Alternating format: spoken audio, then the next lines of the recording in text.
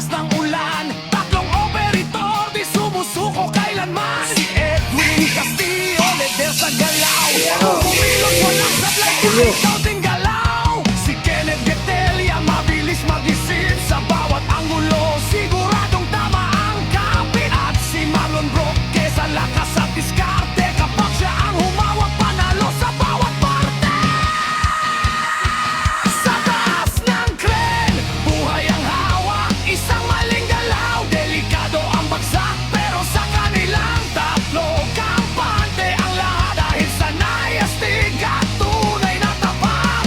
Tatlong operator nagsanib persa sa Malolos Railway, sila ang bida. Dosudagdas na lever kren kayang kontrolin, mga bagitong astig walang aatras sa hangarin. Edwin, Kenneth, Marlon pangalan ay sigaw, sa bawat proyekto sila'y inaasahan. Sa taas ng bakal, sa bigat ng trabaho, tatlong operator, tunay na panalo.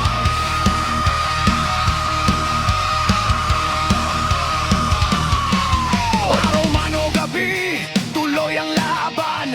Sa konstruksyon, sila ang sandigan. Bawat buhat ng bakal may kasamang dasal,